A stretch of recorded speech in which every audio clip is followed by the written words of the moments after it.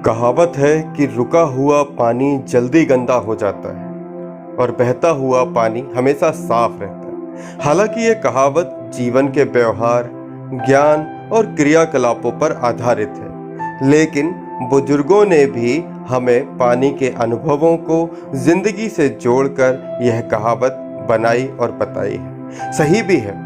हमने अक्सर देखा है कि तालाब या झीलें जो कि प्रदूषित हो जाते हैं, उनमें काई जमा हो जाती है, उनका पानी हरा हो जाता है, जबकि बहती हुई नदियाँ में ऐसा नहीं होता। ऐसा क्यों होता है? इस क्यों का जवाब है कि बहते और गतिमान पानी में ऑक्सीजन की मात्रा भरपूर होती है। यह पानी को स्वच्छ रखने में मददगार होता है। अब सवाल यह उठता है कि तालाब या झील के रुके हुए पानी को कैसे गतिमान बनाया जाए, या इसका जवाब है कैसे इसको सही तरीके से, सही तकनीकी से सही किया जाए। तो इसके लिए आवश्यक पद्धति है एयरेशन। एयरेशन एक ऐसी पद्धति है जिसके द्वारा रुके हुए पानी में ऑक्सीजन की मात्रा बढ़ाई जाती है। पानी में रहने वाले छोटे छोटे जीव और ऑक्सीजन पर पलने वाले बैक्टीरिया जो रुके हुए पानी की तलहटी में रहते हैं के कारण झील के पानी में कुछ समय के बाद ऑक्सीजन की मात्रा में कमी आ जाती है या आने लगती है। और इसका एक मुख्य कारण उस तालाब या उस झील के आसपास रहने वाले मानवों की प्रदूषित करने वाली गतिविधियां हैं, जिसके कारण गंदगी और कचरा तालाब में जमा होता जाता है और उसके पानी में ऑक्सीजन की मात्रा धीरे धीरे कम होती जाती है। एयरेशन तकनीकी के द्वारा झील की तलहटी में हवा का तेज प्रवाह किया जाता है अथवा पानी की सतह पर तेज और बड़े फव्वारे लगाए जाते हैं, जिसके कारण पानी में बुलबुले उठते हैं और पानी में ऑक्सीजन का स्तर तेजी से बढ़ता है। इसके कारण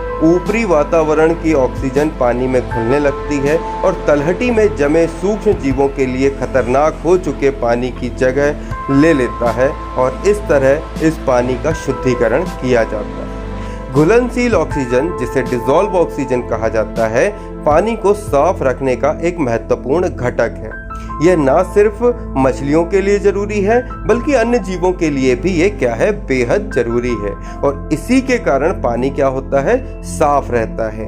कई लोगों ने कई बार प्रदूषित नदियों के किनारे मछलियों को मरे हुए देखा होगा। इसका एकमात्र कारण उस पानी में प्रदूषण की मात्रा हद से ज्यादा होने और पानी में ऑक्सीजन की मात्रा का कम होना होता है। हम में से लगभग सभी ने कई घरों में रखे हुए छोटे छोटे मछली घरों को अवश्य देखा होगा, जिसे एक्वेरियम कहते हैं, और उसमें सतह पानी में बुलबुले छोड़ने हेतु मोटर को भी रखा देखा होगा। ठीक यही तकनीकी तालाबों और झीलों में भी अपनाने की आवश्यकता है। पानी की तलहटी में छोड़ी गई हवा के कारण जो बुलबुले पानी की सतह तक आते हैं, वे घर्षण के कारण पानी में ऑक्सीजन घोलते जाते हैं और हानिकारक गैसों को बाहर निकालते हैं, जिससे पानी लगातार साफ होता रहता है।